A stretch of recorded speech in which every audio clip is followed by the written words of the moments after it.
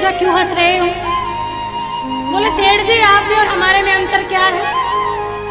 क्या अंतर? बस अंतर यही है कि हम बाहर के भिखारी या तुम अंदर के भिखारी हो। यही तो है कि हम बाहर के भिखारी हैं और तुम अंदर के भिखारी हो। इतना सब कुछ होने के बाद भी अरे तुम्हारा इतना तो सामर्थ्य है, तुम पोते के भी पोते की आस रखते हो। यहाँ हमें इतनी आस नहीं है कि शाम को भोजन भी मिलेगा या नहीं मिलेगा, लेकिन हम आश्रित हैं आप लोगों पर। तो आप लोगों का ये कर्तव्य बनता है कि पहले बाहर वाले भिखारी को प्रसन्न करना चाहिए, अंदर वाला तो खुद ही प्रसन्न हो जाएगा। और जब उसको दुत्कारोगे तो वो भी आपको दुत्कारेगा। अक्सर समय ना होने पर हम बाहर से ही राम राम करके चले जाते हैं। मान लो काफ़ी भीड़ हो तो ये सोचते हैं कि अब क्या अंदर जाएंगे, गर्मी लगेगी, अब बाहर से ही प्रभु को प्रणाम करके चले जाते हैं। लेकिन जब अपना समय आता है, विपत्ति या कष्ट आता है, तब भगवान भी यही कहते तुमने बाहर से प्रणाम किया था तो मैं भी बाहर से ही टाटा बाय करता हूँ, मैं भी बाहर से ही प्रणाम करके जा रहा हूँ।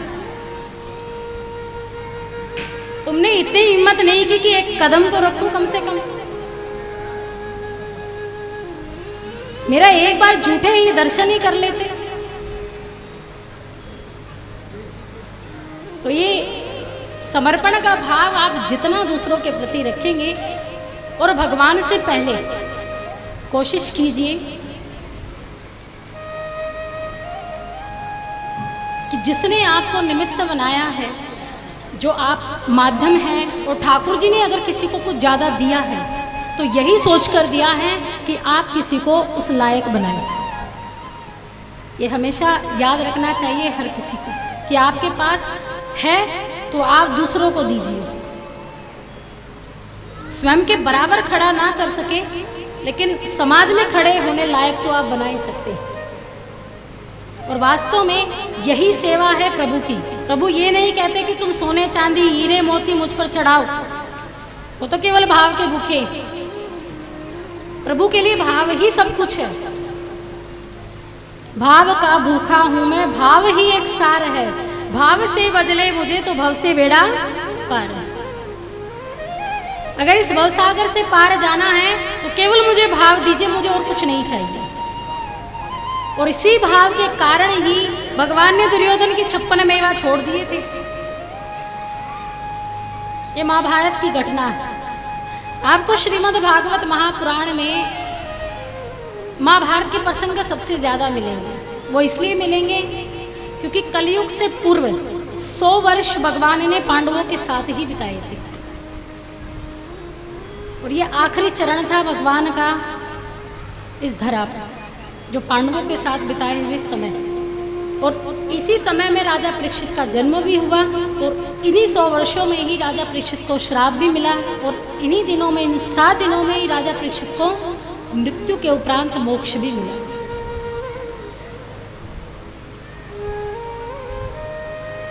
तो दुर्योधन की 56 मेवा भी भगवान ने छोड़ दी थी, लात मार दी थी। क्यों? क्योंकि उसमें प्रेम भाव नहीं था।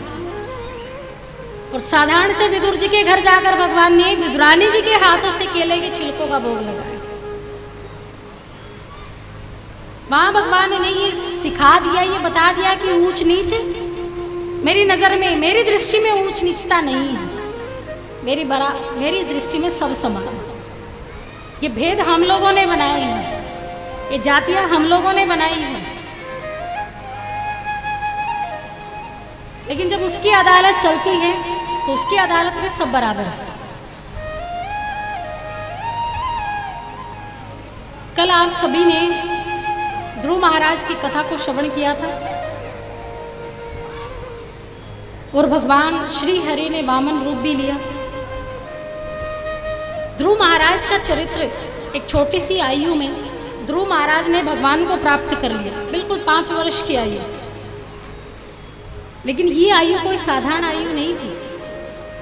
हमें सुनने में, श्रवण करने में बड़ा आसान लगता है, साधारण सा लगता है कि 5 वर्ष के एक छोटे से बालक ने भगवान की प्राप्ति कर ली।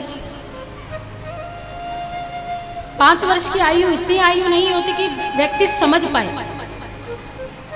इतनी बुद्धि विकसित नहीं होती, जबकि बाल्यावस्था की शुरुआत भी और यौवनावस्था से पूर्व की अवस्था 5 वर्ष से लेकर 12 वर्ष तक, यह अवस्था ऐसी है कि जिसमें हृदय पर आप जो भी अंकित करेंगे या बुद्धि पे जो भी अंकित करेंगे वो ऐसा छप जाता है कि वो वृद्धावस्था तक भी आपके साथ रहता है।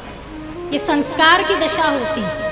जो संस्कार आप सिखाते हैं बच्चे को, ये 5 वर्ष से लेके 12 वर्ष तक की मेन आयु होती है किसी बच्चे की, सीखने की और सिखाने की। इस प्रसंग से सीख क्या मिलती है कि ध्रुव महाराज ने 5 वर्ष की आयु में भगवान को प्राप्त कर लिया। ये प्रसंग सीख देता है कि सीखने की कोई उम्र नहीं होती, भगवान प्राप्ति की कोई उम्र नहीं होती। अक्सर व्यक्ति ये कहते हैं कि बुढ़ापा आएगा, वृद्धावस्था आएगी, तब लेंगे भगवान का नाम। लेकिन महाराज ऊपर से तो जब कोई पैदा होकर आता है तो कोई आइडेंटिटी कार्ड लेकर नहीं आता कि हम कब मरने वाले हैं, क्या वृद्धावस्था आएगी या नहीं, ये भी पक्का नहीं है, क्या पता ना भी आए। तो इसका कोई समय नहीं है, ये जब भी सुअवसर प्राप्त हो जाए तब इसका लाभ ले लेना चाहिए। जब आप समझने लग जाएं, तर्क शक्ति आपकी कहने लगे कि आप सक्षम हैं, तो आप उसी समय इस ओर बढ़ जाइए। संसार के हर काम करना गलत नहीं है, हर काम करना चाहिए। वो सबसे बड़ा हरि का प्रिय है जो दोनों चीजों को साथ लेकर चलता है। भगवत रसिक बनकर भी चलता है और दूसरा वो अपने संसार को भी साथ लेकर चलता है। उससे बड़ा भक्त कोई नहीं है भगवान की दृष्टि में। तो ध्रुव महाराज को भगवान ने दर्शन दिए और अक्सर जब भी कथाओं में देखा जाता है तो सबसे ज्यादा संख्या मिलती है 35 साल से जो ऊपर की महिलाएं होती हैं, इनकी सबसे ज़्यादा आपको भागवत कथाओं में संख्या मिलेगी। जबकि यौवनावस्था के बच्चे तो अगर कहें कि चलो भागवत कथा सुनवा कर आते हैं तो बोलेंगे हमारा काम नहीं, तुम्हारा एक पैर कब्र में है तो तुम ही जाओ, तुम्हें अपना कल्याण करना है तो तुम ही जाओ, ये हमारा काम नहीं है। लेकिन माँ बाप को थोड़े बहुत तो ये समझाना चाहिए अपने संतान को, अपने बच्चों को कि बेटा भगवान प्राप्ति की कोई उम्र नहीं होती, तो क्यों ना अभी से शुरुआत की जाए, क्योंकि कच्ची उम्र से अगर शुरुआत की जाती है तो परिपक्व हो जाती है, फिर ध्यान लगने लगता है और सफलता आपको धीरे धीरे प्राप्त होने लगती है, क्योंकि आपने ईश्वर को साथ में रखा है, उसकी कृपा आप पर सदैव सदैव बनी रहे। कल आपने ध्रुव कथा को, प्रसंग को सुना। ध्रुव महाराज मनु महाराज के वंश में उत्तानपाद के पुत्र हुए हैं और मनु महाराज के दूसरे पुत्र थे प्रियव्रत। प्रियव्रत ने 7 खंडों में इस पृथ्वी को बांटा है। जो 7 महाद्वीप आप देखते हैं, जो एनसीईआरटी में बच्चे पढ़ते हैं, 7 महाद्वीप हैं, 5 महासागर हैं, ये वही महाद्वीप है जिन पर हम रहते हैं, जिन पर ये पृथ्वी बसी हुई है। ये प्रियव्रत के पुत्र थे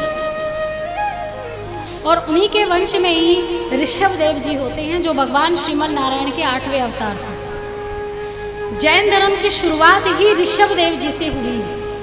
आपने पढ़ा होगा जैन धर्म के प्रथम तीर्थंकर थे ऋषभ देव जी, कभी पढ़ा है किसी ने? जैन धर्म के प्रथम तीर्थंकर है ऋषभ देव महाराज और ये भगवान श्रीमन नारायण के ही अवतार रहे। जैन धर्म में इन्हें आदिनाथ कहा जाता है और हमारे हिंदू धर्म में इन्हें आदि नारायण के नाम से पुकारा जाता है। और ऋषभ देव जी के ही वंश में राजा वेन होते हैं। वेन अनीश्वरवादी राजा थे। उन्होंने क्या किया था कि मंदिरों में भगवान की मूर्तियां हटवा दी और अपनी मूर्तियां स्थापित कर दी। अपनी मूर्तियों की पूजा करवाते, हवन करते, यज्ञ करते, अनुष्ठान करते, दान वगैरह भी उन्हें ही किया जाता था। वो कहते थे कि कभी ब्राह्मणों को भोजन मत करवाओ और किसी को दान मत दो, कोई संत द्वार पर आ जाए तो फटकार कर भगा दो। ये कहते थे राजा वेन। संतों ने बड़ा समझाया कि आपको ऐसा नहीं करना चाहिए। बोले तुम नहीं जानते, तुम भी मूर्ख हो, तुम नहीं जानते कि राजा में ब्राह्मण के 6 गुण विद्यमान हैं, संतों के 6 गुण विद्यमान हैं, तो मैं ही सब कुछ हूँ। अब संतों को गुस्सा भी बड़ी जल्दी आता है, उसी समय राजा वेन को भस्म कर दिया। और उसी भस्मी से जब मंथन किया गया तब पृथु महाराज का प्रादुर्भाव हुआ था, जो ये श्रीमन नारायण के ही अवतार रहे हैं। और पृथु महाराज के नाम से ही हमारी धरती का नाम पड़ा है पृथ्वी। पृथु से पृथ्वी, इन्हीं के नाम से पड़ा है। और इन्हीं के ही वंश में भरत नामक राजा होते हैं, जो एक बार गंडकी नदी में स्नान कर रहे थे।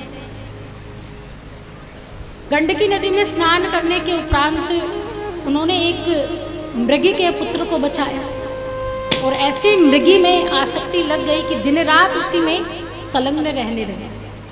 सुबह शाम खाते पीते बस एक ही बात कहते, मेरा मृग बालक। जो व्यक्ति 8 याम पूजा करते थे, उसकी पूजा धीरे धीरे कम होने लगी,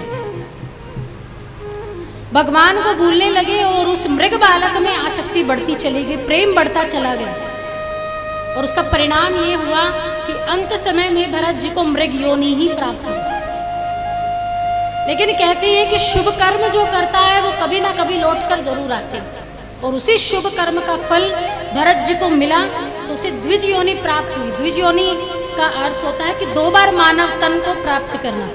एक बार भरत जी के रूप में मिली, फिर मृग योनि मिली, और तीसरी बार आखिरी बार नर देही मिली भरत जी के नाम से ही। ये उनके पुण्यों का फल था। संयोग से भरत नाम ही पड़ा, लेकिन सबसे बड़ी विडंबना ये थी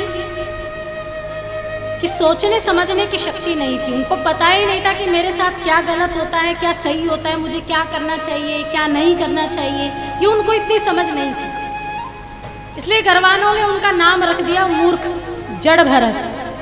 जड़ का अर्थ होता है मूर्ख, जड़ भरत नाम रख दिया। अब घरवाले बेचारे इतने परेशान, खाने को देते तो खूब सारा खाना खा जाते। अब जो अनाज महीने में चलता था वो 10 दिन में ही खत्म।